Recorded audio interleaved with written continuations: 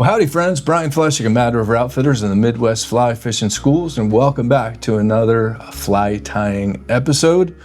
And this one features a classic Smoky Mountains nymph pattern, and we brought along one of the greatest, in my estimation, Smoky Mountain anglers of all time, Mr. Ian Rutter.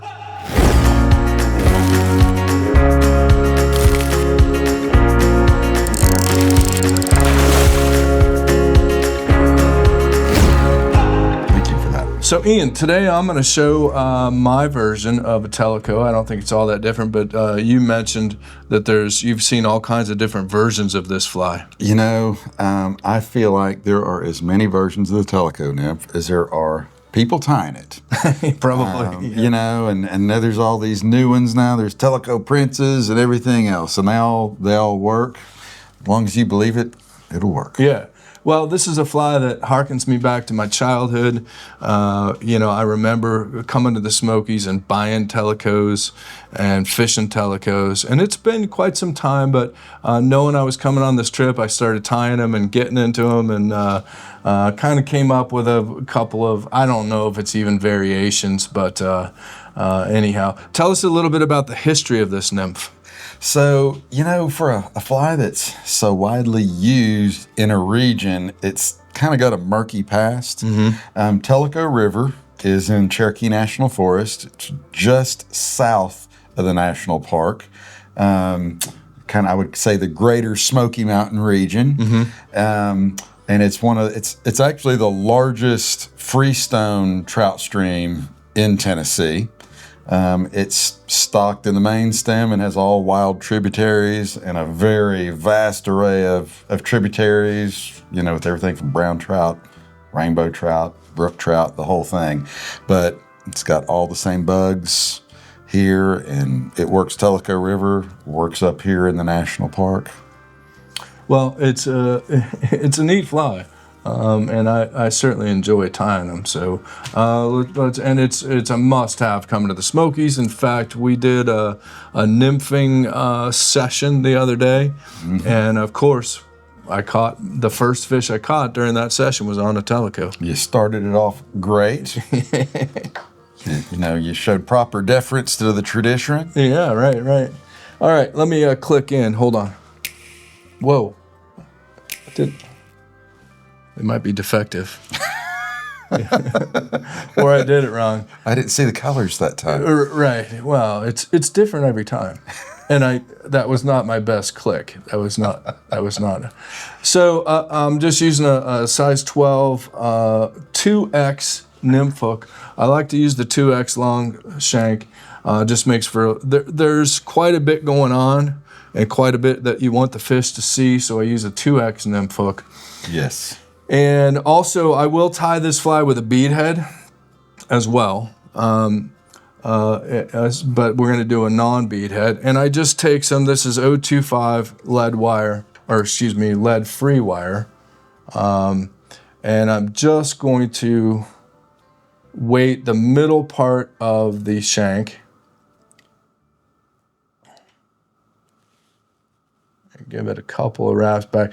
I like mine to be heavy. And especially now, having fished the past couple of days with you guys, and you were not using split shot as much as I normally would. And so therefore, I'm going to tie my nymphs even heavier. So I like to have a heavy nymph.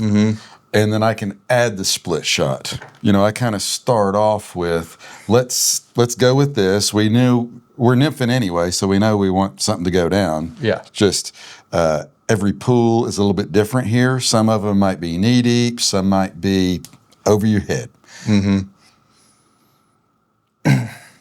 So I kind of heavily weight this guy, and I'm using the 025 lead-free wire. And I just kind of cover the middle part of the hook shank. And then what I do is build up these kind of ramps, call them. So I'm building up a thread ramp building it up to the lead. I'm sure you do something similar. I know exactly why you're doing it. Yep.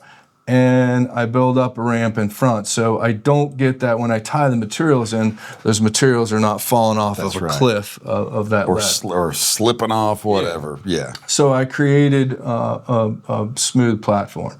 So we're always going to tie in our tail first on this, and I use guinea, which I think is true to the original pattern. I think a lot of mountain folks had guineas and stuff around on farms. That would make sense.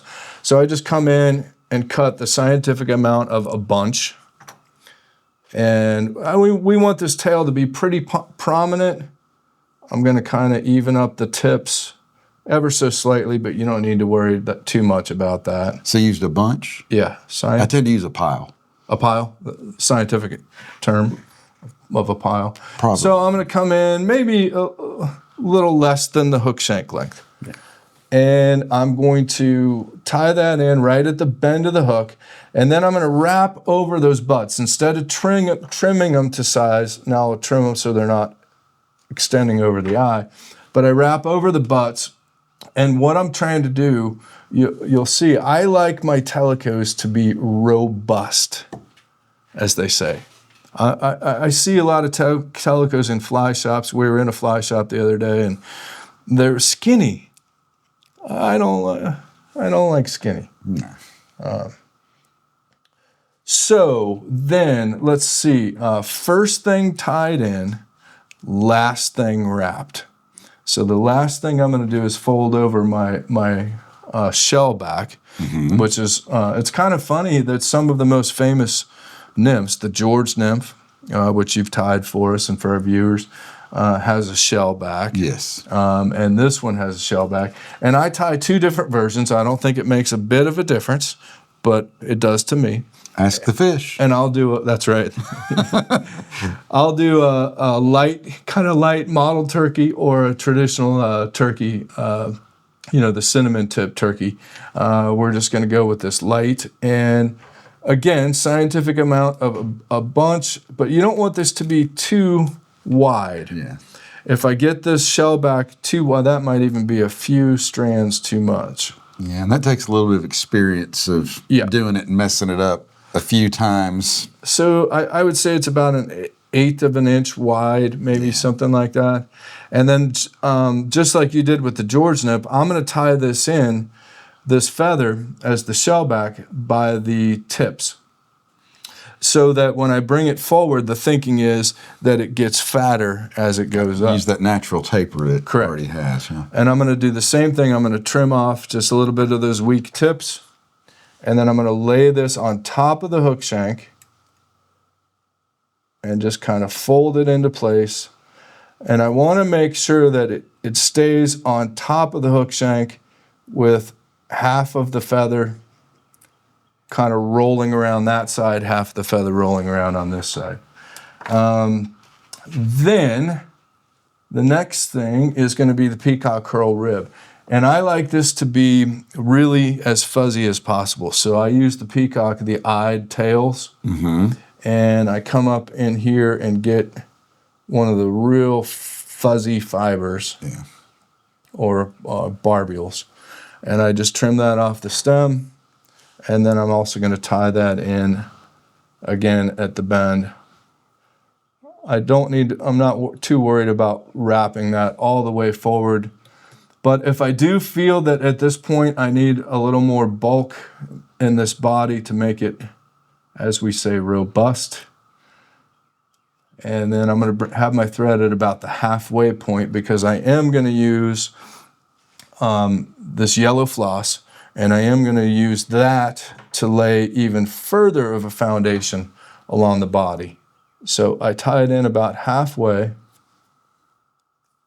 Then I can wrap over those tips, and you don't want that to happen. Not used to tying flies so early in the morning after coffee.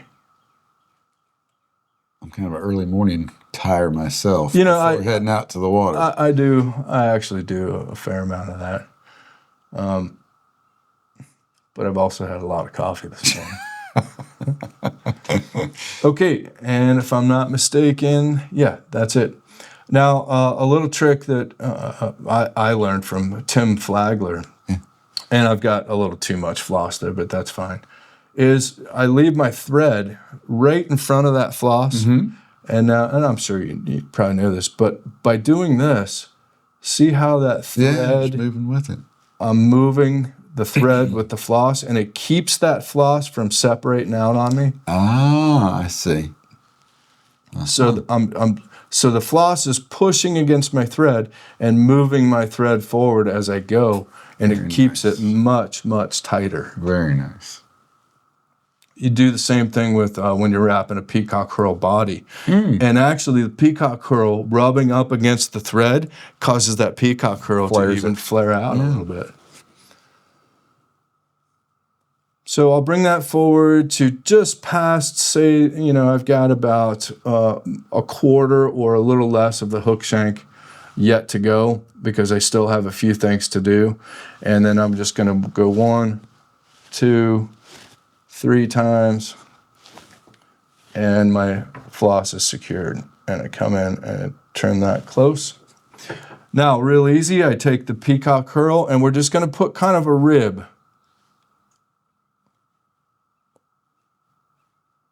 I usually get, I think industry standard is 5 turns, which I need to check with the Board of Governors on this. But I'm going to go 4, because I don't want to cover up that yellow. I mean, that yellow is super important. Well, that's the whole point. Yeah, that is the whole point. I just made a mistake.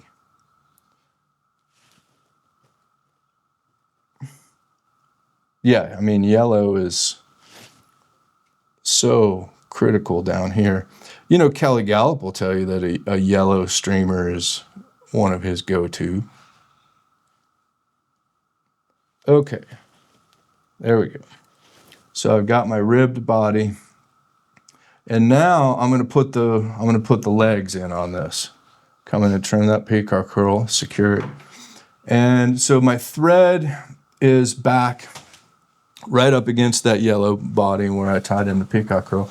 I like to use, I use the heck out of this, just hen saddles. Good stuff. I mean, and I'll just grab, say a middle-sized, I don't really even measure it, because you'll see the way that I do this, I lay it back. Let's see. So I grab this feather by the tip with my, these are Dr. Slick Bishop forceps, the straight ones. I grab the stem and then stroke all those fibers back, and it gives me that little triangle. I'm going to cut that and just leave a little upside down triangle, a little nub, and I'm just going to lay that right up under the hook shank, and then I can grab it with my thread. And that's tied in. Now I'm going to do the same thing with the thread. So I leave the thread hanging right there, and now I'm just going to take like 2 or 3 wraps of this, and I'm pushing up against the thread, moving that thread a little bit forward. And it's just sloppy. I think you made the comment before about this is okay to be sloppy. Now, I come a little up closer to that. Now, I'm right up against the eye of the hook. And I secure the thread so that the feather doesn't come out. And then I come in and I trim that stem close. And you see that it looks like a mess right now. Well, I'm going to clean that up. I just stroke those fibers back, kind of laying them down under the hook shank. And now I'm wrapping my thread back over, and it laid those feathers right back like a good beard soft tackle collar. Yeah. Come in to trim some of those strays. And then my last step is I'm going to fold the shell back over.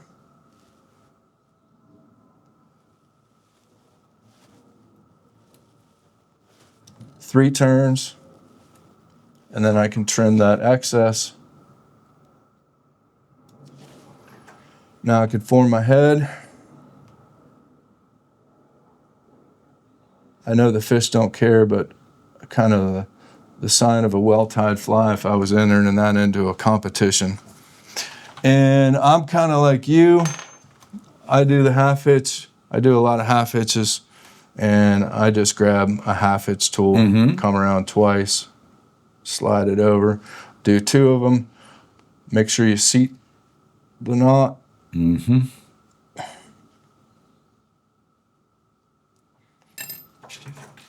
And 2 more steps. I always like to use head cement. Just makes for a more durable fly. And you want something, as head cement, you want something that penetrates. So that penetrates down into the thread, lets it soak in. It's also penetrating down into that turkey and holding everything together at the head. At this point, I can just kind of splay out some of those barbules of the feather. And then, I hate this stuff, but I love this stuff. I use this on so many different flies. I was wondering if you're going to put something on the back. Yeah. I was like really restraining myself to say, you're not just going to leave that turkey raw up there, are you? Nope. To get chewed up. Yeah. Okay. And of course, this has kind of been jammed up, but there we go. There you go. Yeah. I like to put a nice candy coating over top of that shell back. Do you when you tie these, do you coat the turkey first and then tie it in? No, because it makes it kind of brittle. Yeah. To do that. So then so I always get it on there, let it get where it's going to be. Then kind of put some lacquer or epoxy, something. Do you do that also? You got to put something on that.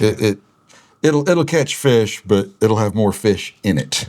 Put it that way. Yeah, it'll get tore up otherwise. Yeah. Well, and I just, it's amazing that we grew up without this stuff. But all of it. I know. We also grew up without cell phones and the internet. I know. Yeah. But I use this on so many nymphs. I coat the wing cases and backs. But there you go. That's just how I tie a Tellico nymph. And I think it's one heck of a good looking fly. It is.